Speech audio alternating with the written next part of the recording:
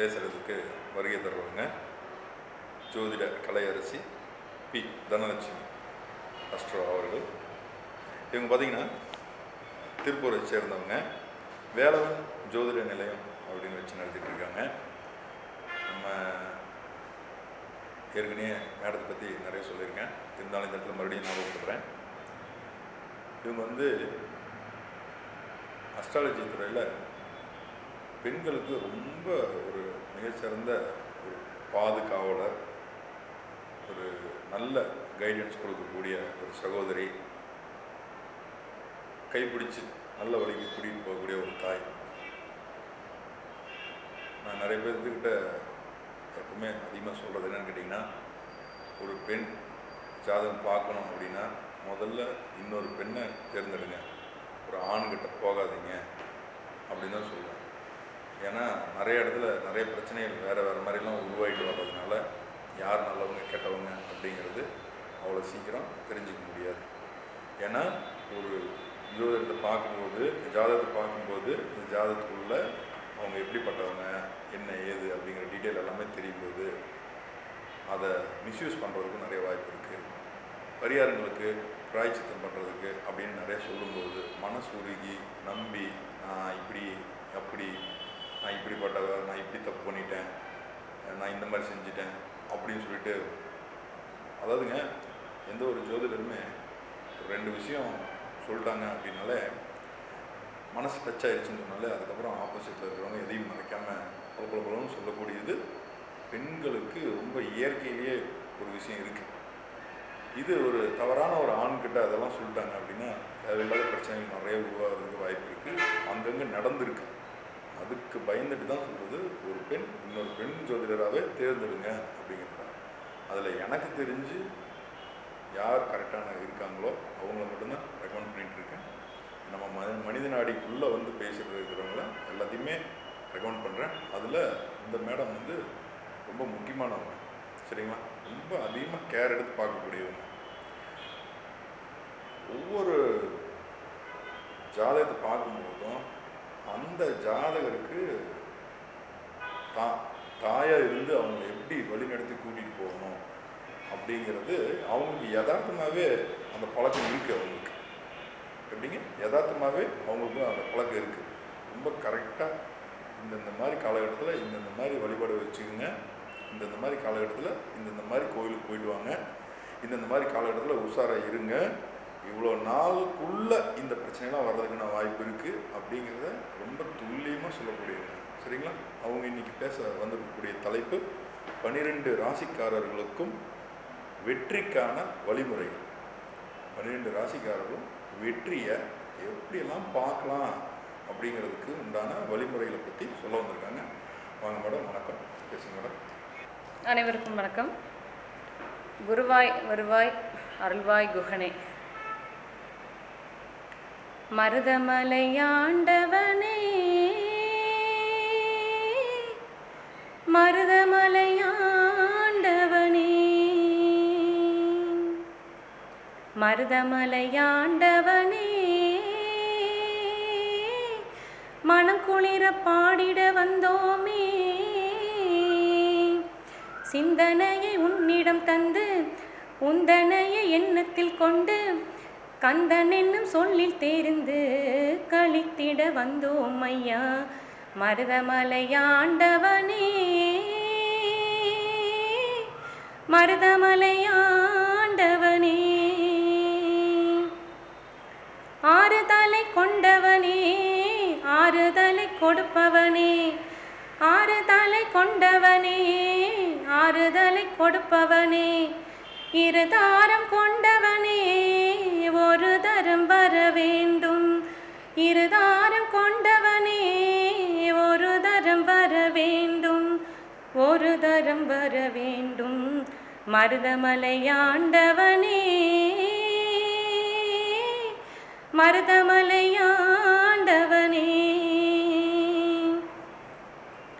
ஓராறு முகங்களிலே ஓராயிரம் மொழியும் உண்டு, ஓராறு முகங்களிலே ஓராயிரம் மொழியும் உண்டு, ஈராறு கைகளிலே எத்தனையோ வரங்களுண்டு. ஈராறு கைகளிலே எத்தனையோ வரங்களுண்டு. விடாரும் கொண்டவனே வேலெடுத்து நின்றவனே, விடாரும் கொண்டவனே வேலெடுத்து நின்றவனே, வெற்றி தரும் தலைவாணியும் விரைந்திங்கு வர வேண்டும். மருதமலையாண்டவனே, மருதமலையாண்டவனே. தேவர்குல துணைவனாய் அசுரகுல பகைவனாய், தேவர்குல துணைவனாய் அசுரகுல பகைவனாய், தேவர்குலம் தழைத்திடவே தெய்வமே அவதரித்தாய், தேவர்குலம் தழைத்திடவே தெய்வமே அவதரித்தாய், தெய்வமே அவதரித்தாய். மருதமலையாண்டவனே, மனம் குளிர பாடிட வந்தோமே,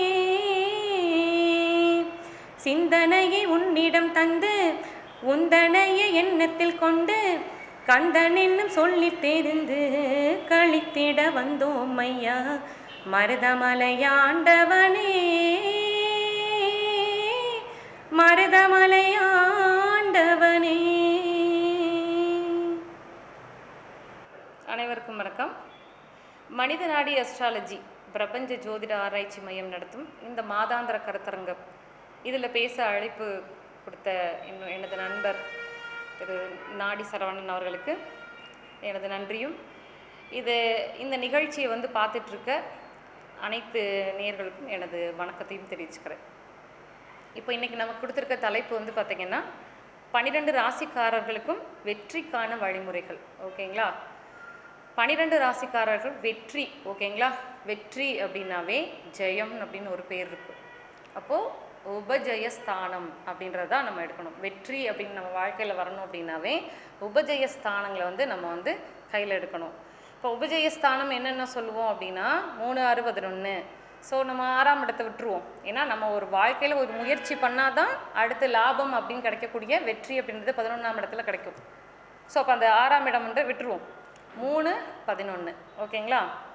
அப்போ 3ஆம் இடத்தை முயற்சி நம்ம பண்ணோம் அப்படின்னா, அதுக்கான முயற்சி பண்ணி அதுக்கான அந்த ப்ராசஸ் அப்படின்றது நம்ம பண்ணோம் அப்படின்னா லாபம் அப்படின்னு கிடைக்கக்கூடிய அந்த 11ஆம் இடத்துக்கு இருக்கக்கூடிய வெற்றி நமக்கு கிடைக்கும். ஓகேங்களா? இப்போ முதல் ராசியாக மேச ராசிக்கு நம்ம பார்த்துடலாம். இப்போது முயற்சி அப்படின்றது 3ஆம் இடம். ஏன் 3ஆம் இடத்தை எடுக்கிறோம் அப்படின்னா, நம்ம ஒரு விதை போடணும். அப்போ தான் அந்த விதை போட்ட விதைக்கு என்னென்ன நம்ம உழைப்பு கொடுக்கணுமோ அதை பண்ணால் அது நிச்சயமாக வெற்றி அப்படின்ற ஒரு அறுவடையை நமக்கு கொடுக்கும். சரி, ஓகே. இப்போ மேச ராசிக்கான அந்த உபஜய ஸ்தானங்களை பற்றி பார்த்துடலாம். 3ஆம் இடம் மேச ராசிக்கு 3ஆம் இடம் மிதுனம், 11ஆம் இடம் கும்பம். இந்த பாதகம் அப்படின்றதெல்லாம் விட்டுடலாம். ஆனால் அது லாபஸ்தானம் தான். பொதுவாகவே 11ஆம் இடத்துக்கு ஒரு சிறப்பு இருக்குது. பெரும்பாலும் அந்த இடத்துல இருக்கக்கூடிய கிரகங்கள் பெரிய அளவில் தீமைகள் எதுவும் செய்யாது. தீமையான கிரகங்கள் கூட கிரகச்சாரம் சேராத சாரங்கள் வாங்கி இருந்தாலும் கூட 11ஆம் இடத்துக்கு ஒரு ஸ்பெசிஃபிக்கான ஒரு நற்பலங்கள் கொடுக்கக்கூடிய ஒரு அமைப்பு அப்படின்றது இருக்குது.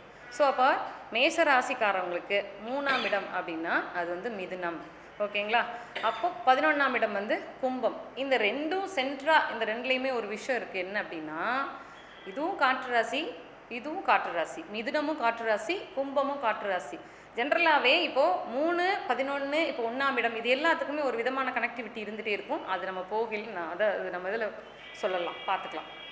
அப்போ காற்று ராசி என்ன இருக்குது? ராகுவோட ராசி நட்சத்திரம் அங்கே திருவாதிரை 4 பாதங்களும் மிதுனத்தில் இருக்குது. கும்பத்தில் சதயம் 4 பாதங்களும் இருக்குது. அப்போது மேச ராசிக்காரங்க என்ன பண்ணணும் அப்படின்னா, திருவாதிரை அப்படின்னா பெல். ஓகேங்களா?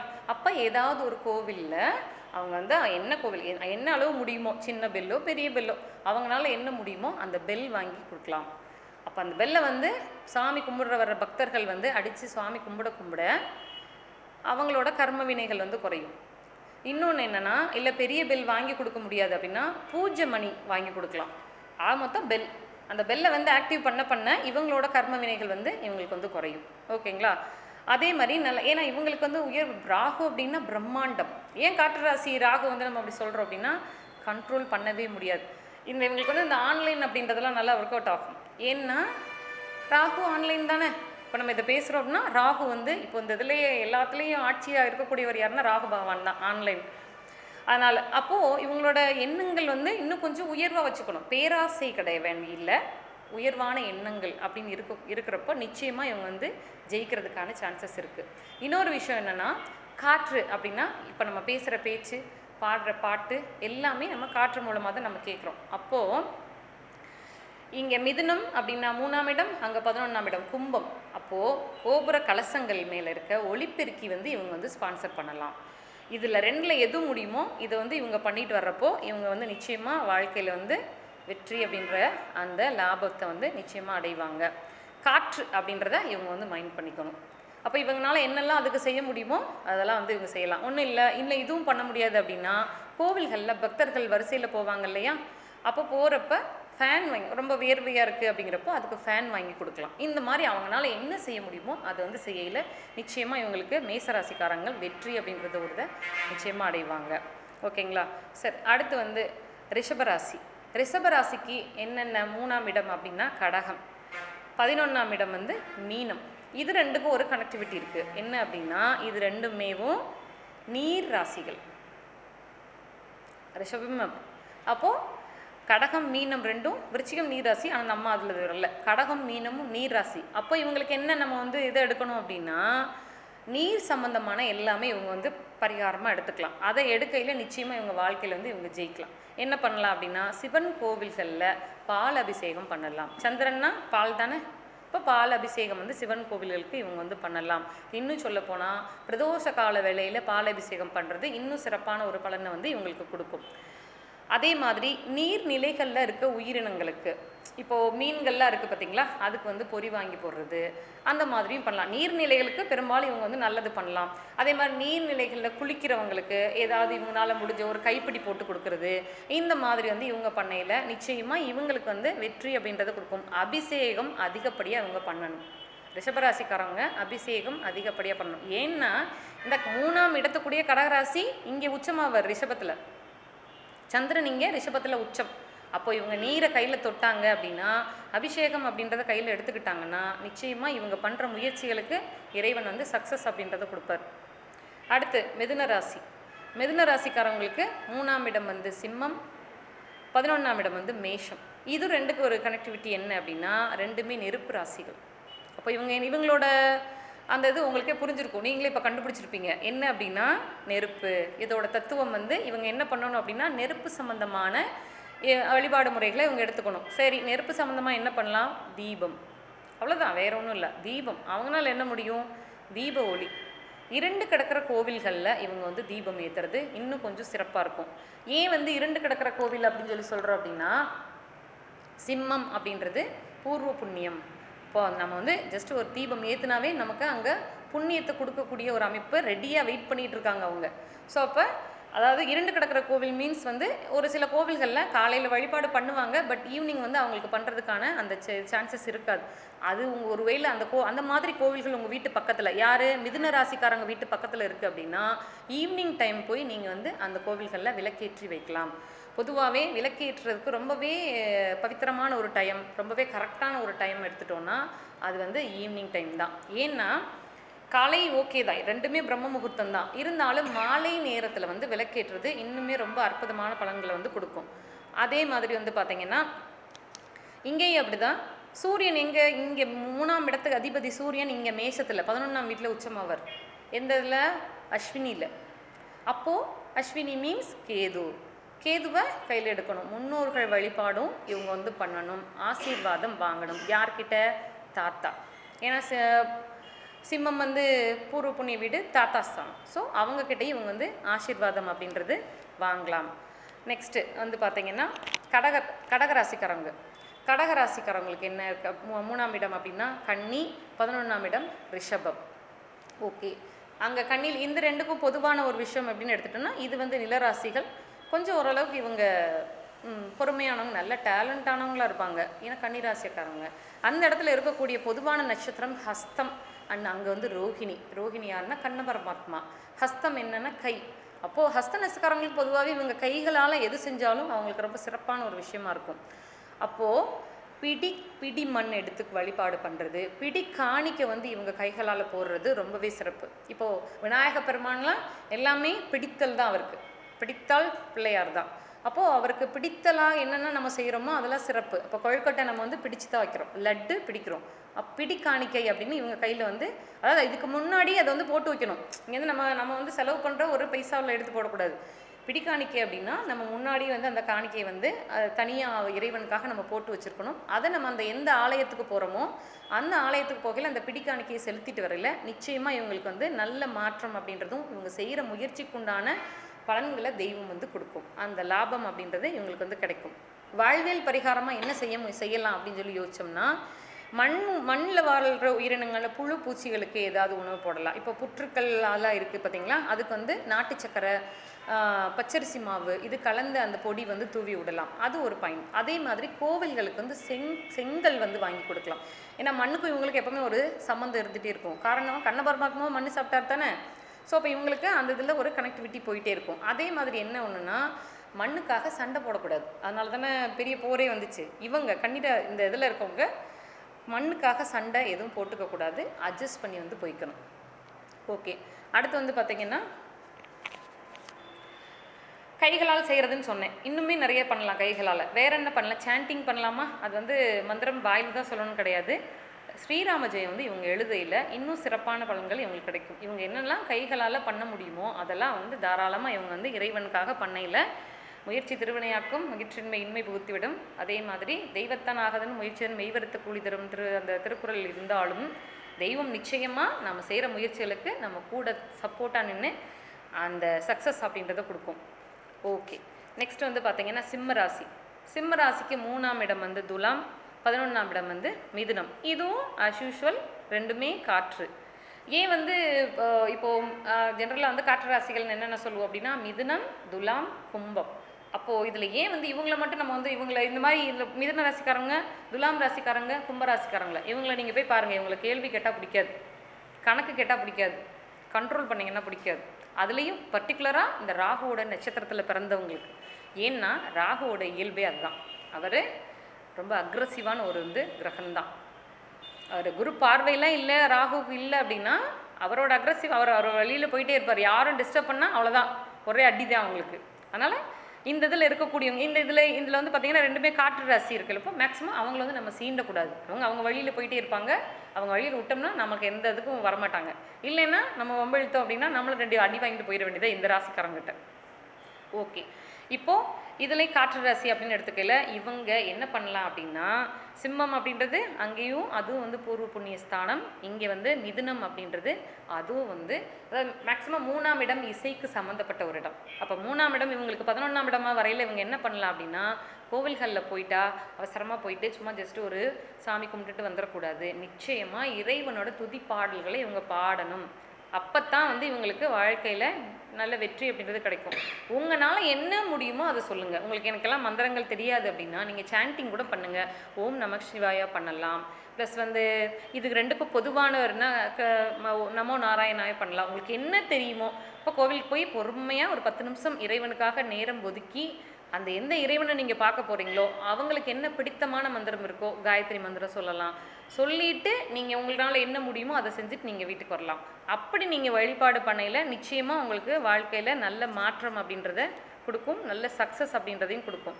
ஏன்னா கட்டாயம் இதை நம்ம பண்ண சொன்னால் சிம்ம வீட்டுக்குண்டான அந்த அதிபதி சூரிய பகவான் துலாத்தில் நீச்சம். அப்போ அந்த நீச்சத்தை நம்ம சரி பண்ணணும்னா நம்ம என்ன அவங்க எப்படி மனம் குளிர வைக்கணும். 11ஆம் இடம் அங்கே லாபம் கிடைக்கும்ல. இங்கே நம்ம வாயில் பாடுறோம் அப்படின்னா அவங்க கேட்டு மனம் குளிர்ந்து நமக்கு ஆசீர்வாதம் கொடுப்பாங்க இல்லையா. என்னதான் வந்து முடிக்காணிக்க ப்ளஸ் வந்து வைரம் தங்கம் அதுக்கெல்லாம் மேலே இறைவன் வந்து நம்ம முடிக்காணிக்கையை பெருசாக மதிப்பாங்க. ஏன்னா அது நம்மளோட மானம் சம்மந்தப்பட்ட விஷயம். அது ஒரு பாயிண்ட். இன்னொன்று என்னென்னா இறைவன் இசைக்கு அடிமையானவன். ஸோ நம்ம வேறு எதுவும் அவர்கிட்ட கேட்கல, அவரை வாழ்த்தி 2 போற்றி தான் கேட்குறாரு. ஸோ நீங்கள் அதை வந்து பாடையில் நிச்சயமாக உங்கள் வாழ்க்கையில் நல்ல முன்னேற்றம் அப்படின்றதும் நீங்கள் எடுக்கிற முயற்சிகளுக்கும் சக்ஸஸ் கொடுப்பாங்க. ஏன்னா நிறைய பேர் சொல்லுவாங்க, இப்போ இந்த டைமில் நாங்கள் வந்து ஒரு தொழில் ஆரம்பித்தோம், பட் வந்து அதில் எங்களால் சக்ஸஸ் பண்ண முடியல அப்படின்னா நீங்கள் எல்லாமே இருக்கும். நம்ம இல்லைன்னு சொல்ல முடியாது. நமக்கெல்லாம் எல்லாமே இன்றைக்கி வந்து அந்த மாதிரியான ஒரு உலகத்தில் வாழ்ந்துட்டுருக்கோம். நிறைய விதமான எல்லாத்துக்கும் மன உளைச்சல் பிரச்சனைகள் எல்லாம் இருக்குது. அதையும் மீறி இறைவனுக்கும் நம்ம கொஞ்சம் டைம் ஒதுக்குனா நமக்கு அவர் கொஞ்சம் டைம் ஒதுக்குவார். நிச்சயமாக நம்மளையும் அவங்க பார்த்துப்பாங்க, சப்போர்ட்டாக நிற்பாங்க. ஓகே, அடுத்து வந்து பார்த்திங்கன்னா கன்னிராசி. கன்னிராசிக்கு என்னென்ன 3ஆம் இடம் 11ஆம் இடம்னா விருச்சிகம் அண்ட் வந்து கடகம். இதுவும் ரெண்டுமே நீர் ராசி.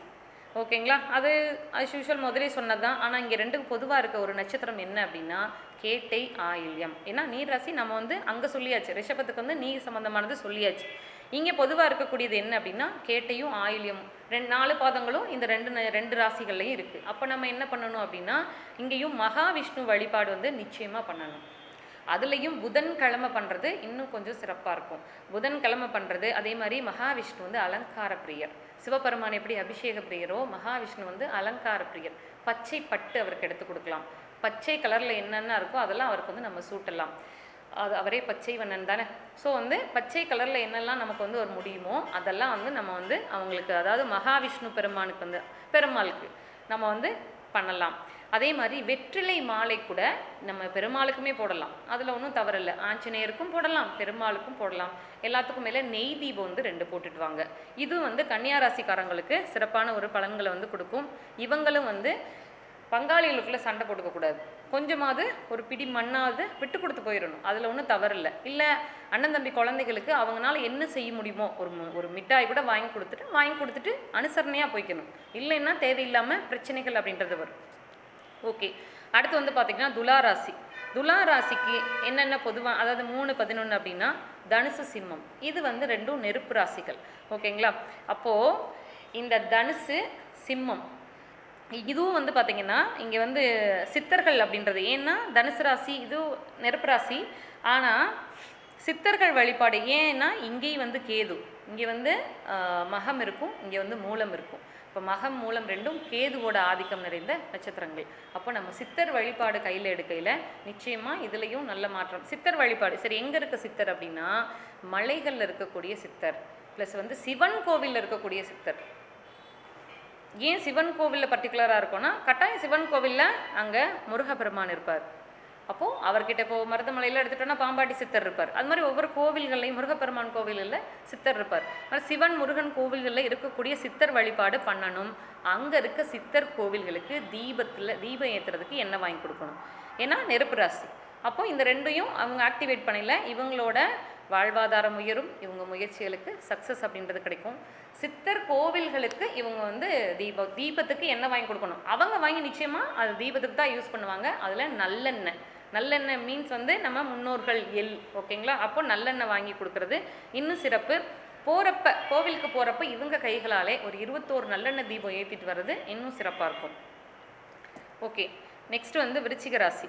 விருச்சிக ராசிக்கு 3ஆம் இடம் மகரம் அண்ட் 11ஆம் இடம் வந்து கன்னி. ஓகே, இது ரெண்டும் நிலராசிகள். இப்போது இந்த விருச்சிக ராசிக்கு உண்டான செவ்வாய் 3ஆம் இடத்துல போய் உச்சமாவர்.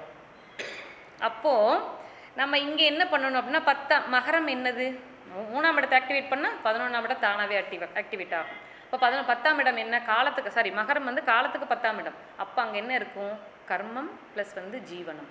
கர்மாவை நம்ம கையில் தொட்டோம்னா நம்ம வந்து ஜீவனம் நிம்மதியாக பண்ணலாம். அப்போ நம்ம என்ன பண்ணலாம், அதாவது கர்ம காரியங்களுக்கு நம்மளால் என்ன ஹெல்ப் பண்ண முடியுமோ அதை வந்து பண்ணலாம்.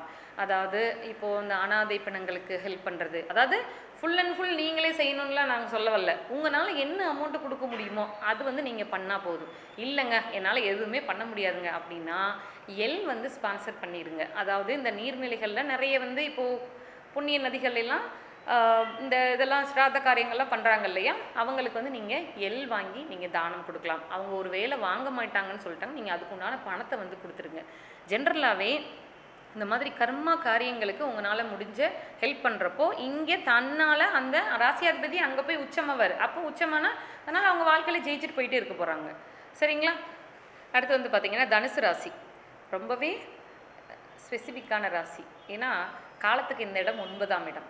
இதுக்கும் நமக்கு இதோட இது என்ன அப்படின்னா சிறப்பு அப்படின்னா நம்மளாம் வாழ்க்கையில் முன்னேறணும் அப்படின்றதான் எல்லாரோட ஆசை. ஆனால் இந்த தனுசுக்கு மட்டும் ஒரு சிறப்பான ஒரு அம்சம் ஒன்று இருக்குது. என்ன அப்படின்னா இதில் வந்து ஆசிரியர் இருப்பாங்க. அவங்க என்ன பண்ணுவாங்கன்னா அவங்க அங்கேயே தான் இருப்பாங்க. அவங்க வந்து ஏணி ஏற்றி விட்ட ஏணி எப்போவுமே அங்கேயே தான் இருக்கும். ஆனால் ஏறி எல்லோரும் போயிட்டே இருப்பாங்க.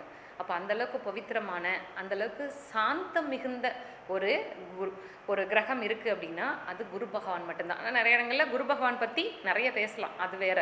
ஏன்னா சில பேர் சொல்லுவாங்க குரு வக்ரமானா அந்த பார்வை வந்து சரியில்லை, குரு வந்து கெட்டவங்களோட நோ, கிடையவே கிடையாது. குரு தான். அவர் எங்கேருந்து பார்த்தாலும் அவர் பார்க்குற பார்வைக்கு நிச்சயமாக குரு பார்வை கோடி குற்றம் நீங்கும், கோடி நன்மை அப்படின்றது இருக்குது. ஸோ நீங்கள் வந்து மேடம் எனக்கு வந்து குரு மறைஞ்சிருக்காரு, ஸோ அவர் இங்கேருந்து அங்கே பார்க்குறாரு, அதெல்லாம் எங்களுக்கு வந்து அதெல்லாம் எடுத்துக்காதீங்க. குரு பார்வை நல்லது தான் செய்யும். நம்ம ஒரு ஒரு இதில் நமக்கு வந்து பெருசாக ஒரு லாபம் கொடுக்கலன்னா கூட நமக்கு இருக்கக்கூடிய அந்த பாவகத்தில் இருக்கக்கூடிய தீமையை நிச்சயமாக கண்ட்ரோல் பண்ணுவார் குரு பகவான். ஸோ அந்த மாதிரி அம்சம் இருக்கக்கூடிய தனுசு ராசிக்காரங்க அவங்களுக்கு என்னென்ன வருது அப்படின்னா 3ஆம் இடம் வந்து கும்பம் அண்ட் யூஸ்வல் வந்து 11ஆம் இடம் வந்து துலாம். இதுவும் ரெண்டும் வந்து காற்று ராசிகள். ஓகேங்களா? இப்போது இதில் என்ன அப்படின்னா இங்கே நான் முதலே சொல்லிட்டேன் குரு பகவான் இருக்கிறது. குருவாய் வருவாய் அருள்வாய் குகனே அப்படின்னு சொல்லுவோம். அப்போது அங்கே இருக்கக்கூடிய குருமார்கள் வந்து வழிபாடு பண்ணணும், குருமார்கள்கிட்ட ஆசீர்வாதம் வாங்கணும். யாராவோ இருக்கட்டும், டீச்சர்ஸாக இருக்கட்டும், ப்ளஸ் வந்து ஜோதிடராக இருக்கட்டும், அர்ச்சகர், இவங்க எல்லாமே குருமார்கள் தான். ஸோ இவங்க கிட்ட வந்து இவங்க ஆசீர்வாதம் வாங்கணும், குருவை மதிக்கணும். ஓகேங்களா? ஏன்னா கும்பம் துலாம் அப்படின்றது இப்போ குருமார்கள் இந்த தனுசு ராசியில் பிறந்தவங்க குருவை வழிபாடு பண்ணாவே போதும். அதுவும் குருவை பார்க்க போகையில் ராஜகனின்னு சொல்லக்கூடிய எலுமிச்சம்பழம் வந்து கொண்டு போகலாம், மஞ்சள் கலர் வஸ்திரம் வந்து அவங்களுக்கு தானம் பண்ணலாம். இதெல்லாம் வந்து பண்ணையில் நிச்சயமாக இவங்களோட அந்த 3ஆம் இடம் வந்து ஆக்டிவேட் ஆகும். அது 3ஆம் இடம் முயற்சி அப்படின்றது ஆக்டிவேட்டில் நிச்சயமாக வந்து இங்கே வந்து சக்ஸஸ் அப்படின்றது கிடைக்கும். இன்னொரு ஸ்பெசிஃபிக்கான ஒரு விஷயம் என்ன அப்படின்னா இங்கே சனி பகவான் வந்து துலாத்தில் வந்து உச்சம். அப்போ நம்ம சனி பகவானோட காரகத்துவமாக என்ன எடுப்போம் அப்படின்னா மாற்றுத்திறனாளிகளுக்கு வந்து ஹெல்ப் பண்ணுறது. ஸோ அவங்களுக்கு இவங்களால முடிஞ்ச, இப்போ ஒருத்தவங்க வேலைக்கு ரொம்ப கஷ்டப்படுறாங்க, இல்லை வேலைக்கு போக முடியாமல் அதுக்கு ஏதாவது இவங்களால முடிஞ்ச கொஞ்சம் பண உதவி பண்ணலாம், இல்லை அவங்களுக்கு தெரிஞ்ச இடத்துல வேலை இருக்குது அப்படின்னா இவங்க அவங்களுக்காக பண்ணலாம். இது எல்லாமே உதவின்றது எல்லாமே தான். ஸோ அவங்களால என்ன முடியுமோ அதை வந்து பண்ணலாம். மாற்றுத்திறனாளிகளுக்கு நிச்சயமாக பண்ணுறது இவங்க வாழ்க்கையில் தனுசு ராசிக்காரங்களுக்கு நல்ல ஒரு சக்ஸஸ் அப்படின்றத கொடுக்கும். அடுத்து வந்து பார்த்திங்கன்னா மகர ராசிக்காரங்க இவங்களுக்கு 3ஆம் இடம் மீனம் அண்டு 11ஆம் இடம் வந்து விருச்சிகம். இதுவும் ரெண்டும் வந்து பார்த்திங்கன்னா நீர் ராசிகள் தான். இங்கேயும் பொதுவான ராசி அப்படின்னு எடுத்துகிட்டு நட்சத்திர பாதம் அப்படின்னா கேட்டை இருக்குது, ரேவதி இருக்குது, ஆஸ்யூஷுவல். அப்புறம் இங்கேயும் அனுசம் இருக்குது, அங்கேயும் வந்து உத்திரட்டாதி இருக்குது. நம்ம ஏன் சனியோடது இங்கே எடுத்துக்கலன்னா அங்கே வந்து பூசம் ப்ளஸ் வந்து அனுஷம் அங்கே எடுத்துட்டோம், அதனால் சனியோடது இங்கே எடுத்துக்கல, சனி பகவானோடது இங்கே வந்து புதனோடதை வந்து நம்ம வந்து எடுத்துக்கிறோம் மகர வீட்டுக்கு.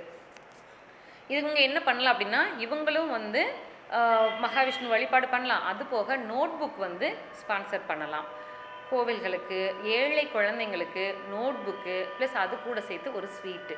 என்ன ஸ்வீட் அப்படின்னு எடுத்துட்டோம்னா அது புதன் அப்படின்னா நம்ம சொல்கிற மாதிரி அது கைகளால் செஞ்ச ஸ்வீட்டாக இருக்கலாம். அப்போது நோட் புக்கு கூட ஒரு ஸ்வீட்டு வச்சு இவங்க வந்து கொடுக்கையில் எள்ளு மிட்டாய் கொடுக்கலாம். ஏன்னா 10ஆம் இடம் இல்லையா, அது மகர வீடு, அப்போ அது சனி பகவானோட வீடு. எள்ளு மிட்டாய் வந்து இவங்க வந்து நோட் புக்கோடு சேர்த்து மாணவர்களுக்கு வந்து இவங்க வந்து ஸ்பான்சர் பண்ணலாம். அப்படி பண்ணையில் நிச்சயமாக இவங்களுக்கு அந்த வாழ்க்கையில் சக்ஸஸ் அப்படின்றது வந்து கொடுக்கும். அதே மாதிரி இவங்களும் வந்து நீர்நிலைகளில் இருக்கக்கூடிய அந்த உயிரினங்களுக்கு வந்து பொறி வாங்கி போடுறது, அந்த உணவு அப்படிங்கிற இப்போ நம்ம வந்து கர்ம காரியங்களே பண்ணுறோம் அப்படின்னா அது பித்திருக்கள் வந்து அது மீன்கள் உணவாக தான் அது போகுது, அதை வந்து அவங்க ஏற்றுக்கிட்டு நமக்கு ஆசீர்வாதம் பண்ணுவாங்க. ஸோ அப்போ இவங்களும் வந்து மகரம் அப்படின்னா கர்மா.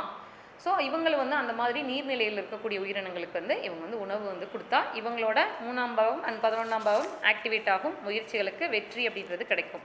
நெக்ஸ்ட் வந்து பார்த்திங்கன்னா கும்பராசிக்காரங்களுக்கு இது வந்து இவங்களுக்கு 3ஆம் இடம் மேஷம் அண்ட் 11ஆம் இடம் வந்து தனுசு. இது ரெண்டும் நெருப்பு ராசி. ஓகேங்களா? இப்போது இங்கே பொதுவான நட்சத்திரம்னு எடுத்துட்டோன்னா பூராடம் இருக்குது, இங்கே மேலே மேசத்தில் வந்து பரணி இருக்குது, இங்கே வந்து பூராடம் இருக்குது. அது போக இங்கே வந்து அஸ்வினி இருக்குது, இங்கே வந்து மூலம் இருக்குது. அப்போ கேதுவும் இருக்குது, சுக்கிரன் இருக்குது. இப்போ கேது சுக்கிரன் சேர்ந்து நம்ம என்ன எடுத்துக்குவோம், சுக்கிரன் கேது அப்படின்னு நம்ம என்ன எடுத்துக்குவோம் அப்படின்னா பெண் சித்தர்கள். ஓகேங்களா? அங்கே வந்து சித்தர், இங்கே வந்து பெண் சித்தர். சுக்கிரன் அப்படின்னா பெண், கேது அப்படின்னா சித்தர். அப்போ பெண் சித்தர் வழிபாடு வந்து பண்ணணும் இவங்க. இப்போ பெண் சித்தர்னா நிறைய இருக்காங்க.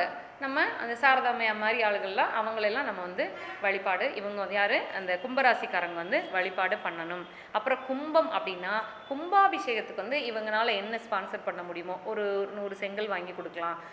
ப்ளஸ் வந்து என்ன முடியுமோ அதனால் அப்போ கும்பாபிஷேகம் அன்னைக்கு இவங்க வந்து அன்னைக்கு உண்டான மலர்கள் வந்து இவங்க வந்து ஸ்பான்சர் பண்ணலாம். ஓகேங்களா? இப்படி பண்ணையில் இவங்களோட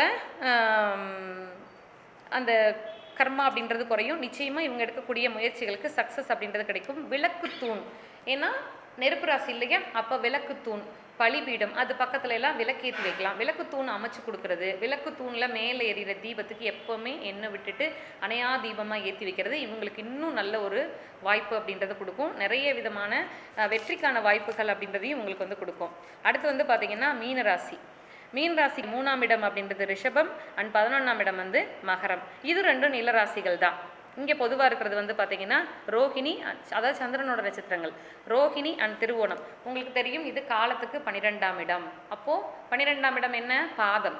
அப்போது இவங்க வந்து எப்படி சொல்கிறது, நிறைய ஆசீர்வாதம் வந்து வாங்கணும். நிறைய பேர்கிட்ட பாதத்தை தொட வாழ்க்கையில் உயர்ந்துகிட்டே போவாங்க. அதே மாதிரி 12ஆம் இடம் என்னது, மருத்துவமனை. இப்போ மருத்துவமனையில் இருக்க நோயாளிகளுக்கு இவங்களால என்ன வந்து ஸ்பான்சர் பண்ண முடியுமோ, ஒரு போர்வை கொடுக்கலாம், ஒரு பிரெட் பாக்கெட் வாங்கி கொடுக்கலாம், அந்த மாதிரி இவங்களால என்ன முடியுமோ அது வந்து இவங்க வந்து நிச்சயமாக பண்ணலாம்.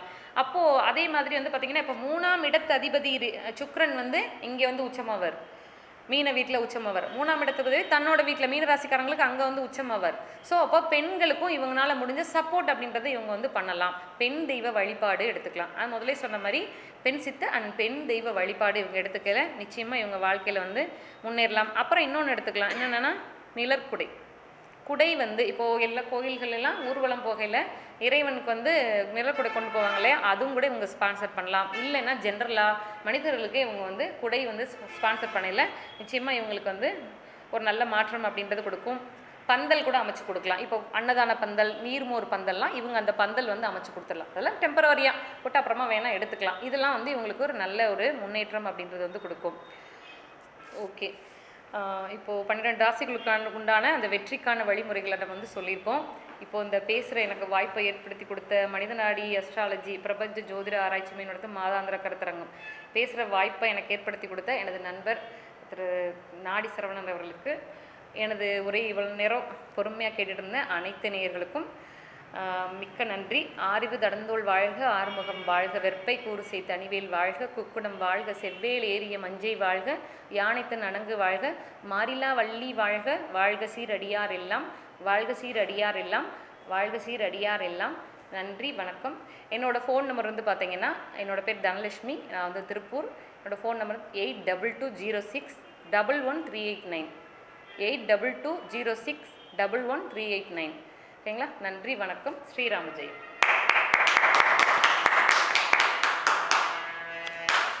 ரொம்ப அற்புதமாக சிறப்பாக பேசியிருந்தீங்க மேடம். இந்த 12 ராசிக்காரர்களுக்கும் வாழ்க்கையில் வெற்றிக்கான வழிமுறைகள்னு சொல்லிட்டு நீங்கள் ஜோதிடத்தில் எங்கே போய் ஜாதகம் பார்க்க போனாலும், எவ்வளோ பெரிய ஆளுங்கிட்ட போனாலும் ஆயிரக்கணக்கில் லட்சக்கணக்கில் உங்கள்கிட்ட வாங்கிட்டு சொல்லக்கூடிய விஷயங்களை இங்கே சாதாரணமாக கேஷுவலாக சொல்லிட்டு போயிட்டாங்க மேடம். இதெல்லாம் வந்துங்க உங்கள் வாழ்க்கையில் நீங்கள் ரொம்ப ஒரு கஷ்டமான காலகட்டத்தில் இருக்கீங்க, வெளியே சொல்ல முடியாத ஒரு கஷ்டத்தில் இருக்கீங்க, இது யார்கிட்ட போய் சொல்கிறது, இது நம்ம வெளியே சொல்லவும் முடியாது, ஆனால் இது ஒரு நிவர்த்தி வேணும், இறைவன்கிட்ட தான் நம்ம போய் சொல்லுவோம், சொல்லலாம். ஏன்னா அவன் தான் காது விட்டு கேட்பான், வேறு யார்ட்டையும் சொல்ல மாட்டான்னு ஒரு எண்ணம் இருக்கும் இல்லைங்களா. வேறு மனுஷங்கிட்ட பக்கத்து வீட்டுக்காரங்கிட்ட சொன்னோன்னு வச்சுங்களேன், ஏக்கா எனக்கு இப்படி ஒரு பிரச்சனைக்கா அப்படின்னு சொன்னோம்னா அந்த அக்காவும் கேட்டுட்டு அடுத்த வீட்டில் போயிட்டு சொல்லும், அப்புறம் அந்த ஏரியாவுக்கே பரவிடும். இது மனுஷங்களுக்கு இருக்கக்கூடிய குணம். ஏன்னா இப்போல்லாம் வீட்டில் பார்த்திங்கன்னா சாயங்காலம் சரி காலைல எழுந்திரிச்சு ஒரு 8-9 மணிக்கே சீரியல் ஒவ்வொரு வீட்டில் ஓட ஆரம்பிச்சிருக்கு. நைட் பார்த்து ஓடிட்டே இருக்கு. ஒவ்வொரு சீரியலும் ஒவ்வொரு பிரச்சனையும் இருக்கும். அந்த பிரச்சனைகள் என்ன ஆகுதுன்னு ஆர்வமும் இருக்கும், அது இன்னும் வளர்ந்துட்டே போகணுங்கிற எண்ணமும் இருக்கும். அப்படிப்பட்ட மன நிலையில் இருக்கக்கூடிய மனிதர்களுக்கு நம்ம பிரச்சனை ரொம்ப சாதாரணமாக இருக்கும். அந்த சீரியலில் அவ படுற பிரச்சனை பார்க்கும்போது இவ பிரச்சனை ஜுஜிபி அது உயிரே இல்லை, இங்கே உயிராக இருக்குது. ஆனால் இதை பிரச்சனை நினைக்க மாட்டாங்க, அங்கே இருக்கிறத பற்றி பேசிகிட்டு இருப்பாங்க. அந்த மாதிரி ஒவ்வொரு பிரச்சனைகளுக்கு நிவர்த்தி ஆகிறதுக்கு இவங்க கொடுத்துருக்க பரிகாரம்லாம் பார்த்திங்கன்னா ரொம்ப ரொம்ப அற்புதமான, வெளியே சொல்ல முடியாத சூழ்நிலை வந்துருச்சு, ரொம்ப இக்கட்டான சூழ்நிலை வந்துருச்சு அப்படின்னு சொல்லி பார்த்தீங்கன்னா, இங்கே சொல்லப்பட்ட விஷயங்களை நீங்கள் கடைப்பிடிச்சிங்க அப்படின்னு சொன்னாலே நல்ல மாற்றங்கள் கண்டிப்பாக கிடைக்கும். ஏன்னா இவங்க பாருங்கள், நிறைய அந்த 12 பாவத்தில் நிறைய பாவத்தை தொடலை, கரெக்டாக அந்த 3ஆம் பாவம் 11ஆம் பாவம் முயற்சி செய்யணும், அதில் வெற்றி கிடைக்கணும். அதை ரெண்டையுமே கனெக்ட் பண்ணி ரொம்ப எளிமையாக பரிகாரங்கள் கொடுத்துருக்காங்க. அதுவும் இது ஜோதிடர்களுக்கு லட்டு மாதிரி விஷயம். எப்படிங்க, ஜோதிடர்களுக்கு இது வந்து லட்டு மாதிரி விஷயம். ஏன்னா வரக்கூடிய கிளைண்ட்டுக்கு இதில் நிறைய சொல்கிறதுக்கு கொடுத்துருக்குறாங்க. உண்மையிலே இது வந்து ரொம்ப பெரிய மனசு வேணும். மேடத்துக்கு உண்மையிலே ரொம்ப நன்றிங்க மேடம். சரிங்களா, அதாவது தான் மட்டும் இதை வச்சு பயனடையாமல் தன்னை சார்ந்த ஜோதிட சொந்தங்களுக்கும்